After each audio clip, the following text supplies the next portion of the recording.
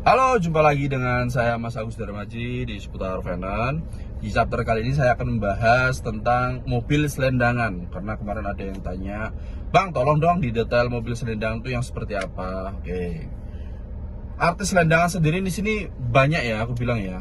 Yang pertama, artis selendangan itu kan tujuannya kan supaya untuk menghindari matel atau debt collector yang di jalan, supaya mobilnya tidak ditarik finance. Satu, ya kan? Satu. Itu tujuannya diselendangkan. Tujuan kedua, supaya aman dari kepolisian, ya kan? Itu dua. Tujuan ketiga ya supaya apa ya, tidak dikejar-kejar sama angsuran. Gitu ya. Nah, terus bagaimana selendangan kita itu bisa aman? Nah, yang pertama, ini katakanlah saya beli mobil, katakanlah Fortuner ya, Fortuner. Saya belinya bukan bodong. Ingat, pesan saya jangan sekali-sekali main mobil bodong atau beli mobil bodong. Beli mobil bodong itu artinya mobilnya tuh kriminal, barang curian, barang gade digelapkan, itu namanya barang bodong, ya, atau rampokan. Nah, ini barang seperti ini sangat merugikan teman-teman, karena apapun pangkatmu, siapapun dirimu, kamu akan hancur di situ. Statusnya akan hancur, apalagi sampai diviralkan seperti banyak kasus ya, seorang oknum menadah atau ya kan suatu unit gadean yang digelapkan, dilarikan, itu kan fatal itu. Artinya kurang ilmu, aku gak bilang. Nah, terus saya tanya lagi, ini mobil selendangan itu platnya sama STNK itu dibuat. Oke, dibuat. Kalau platnya saja yang dibuat dengan punya teman yang mobilnya udah resmi, artinya aman di jalan, bukan tidak telat angsuran atau tidak atau BPKB-nya di luar, lah itu aman ya. Nah, bisa ditarik nggak itu Bang? Kalau kondisi yang nggak bakal bisa ditarik. Kenapa kok bisa ditarik? Walaupun itu mobil Pelsus atau mobil pedot, itu nggak bakal bisa ditarik. Karena apa? Orang dalam, orang finance, mereka itu taunya itu dari plat nomor. Ya kan?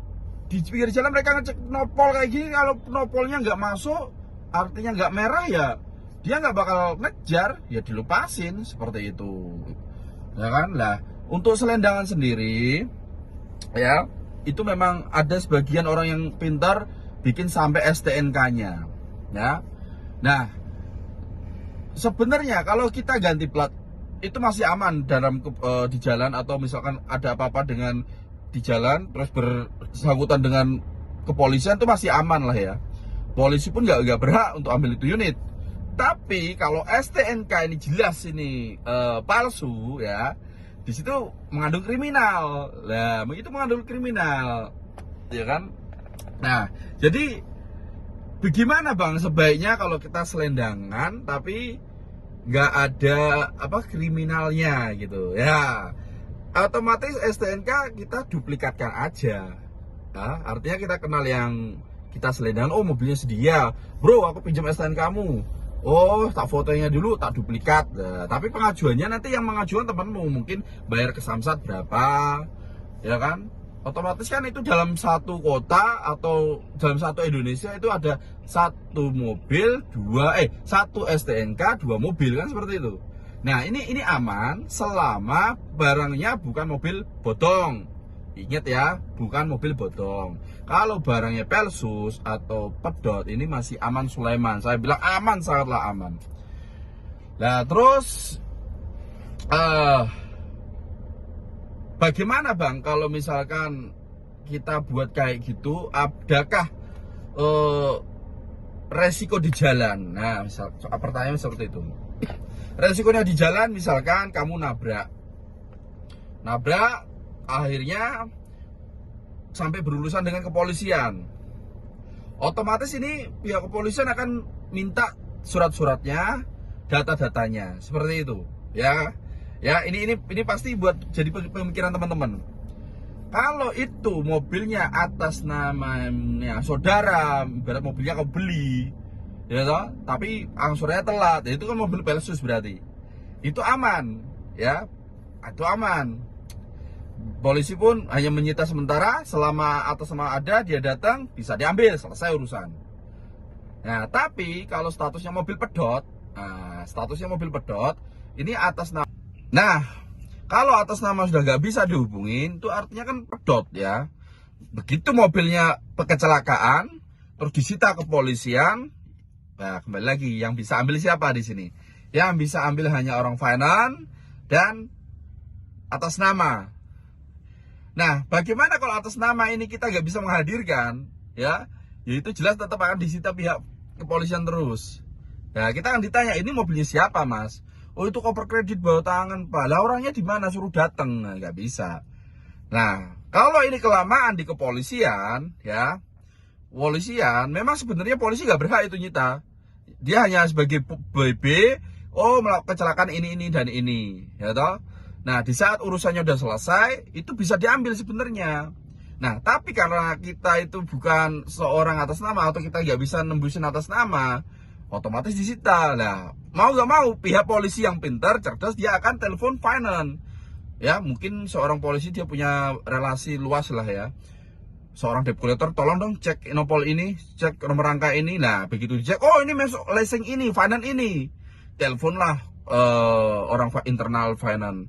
Bang, ini ada mobil, ini, jenisnya ini. Nah, begitu dicek, surat tarik dicetak sama internal finance. Nah, di saat udah dicetak, di situ orang yang paling berhak adalah internal finance. Mau nggak mau dia akan datang. Nah, di situ polisi akan nego biaya. Ya kan, nego biaya. Wes, gini aja saya ambil sekian juta. Nah, misalkan, oke, deal. Akhirnya dikasihkanlah itu mobil ke pihak finance, pihak kepolisian pun dapat duit. Ya, Amit Sewu, memang faktanya seperti itu, dapat duit. Nah, terus bagaimana nasib yang megang mobil yang bukan atas nama ini? Nah, dia jelas rugi karena dia belinya pedot. Tapi ada kriminalnya nggak? Nggak ada ya. Dia hanya cukup mengikhlaskan itu unit, dia pulang sampai rumah pun aman, tidak masalah. Ya, karena yang dimasalahkan hanya unitnya. Nah, tapi kalau kecelakaannya melibatkan orang lain, ya, atau artinya kita nabrak, ya itu nanti kembali lagi ke kepolisian, siapa yang salah, siapa yang harus tanggung jawab kan situ. Intinya yang saya jelaskan adalah unit yang dibawa dan si pembawa unitnya tersebut, ya. Jadi tidak ada kriminalnya di situ ya. Tidak ada kriminalnya. Di situ yang diuntungkan malah pihak kepolisiannya, sama pihak finance-nya, dan yang rugi adalah teman-teman. Cuman teman-teman tidak ada kriminalnya. Itu kalau statusnya mobil versus pedot. Nah, tapi gimana kalau status mobilnya bodong atau barang kriminal? Yang namanya barang kriminal itu jelas ada LP, ada laporan kepolisian. Nah, itu nanti jelas ada kriminalnya kita, karena kita sebagai penadah di situ. Loh, mobil ini datanya ini tuh ada LP-nya, Pak. Ya kan? Ini kamu dapat dari mana? Oh, saya beli dari sini lah, nggak bisa alasan seperti itu. Mau nggak mau kita akan diamankan dulu. Bukan cuma unitnya yang diamankan, kita juga akan diamankan, ya, sampai si pembawa surat laporan ini dia datang, ya, yang merasa pihak dirugikan, dia akan laporan polisi, dia datang bawa bukti, ini loh, unit ini itu ada dalam sengketa, dalam pelaporan, dalam proses, ya, seperti itu. Oke, tetap di Seputar Finance. Buka-bukalah YouTube saya di Seputar Finance ini, biar teman-teman itu nggak salah beli, dan teman-teman itu nggak salah langkah, dan teman-teman itu lebih berhati-hati, karena ini zamannya modus, zamannya orang cari enaknya sendiri, ya. Dia nggak mikir belakangan, nggak mikir peduli orang lain. Tetap di Seputar Finance.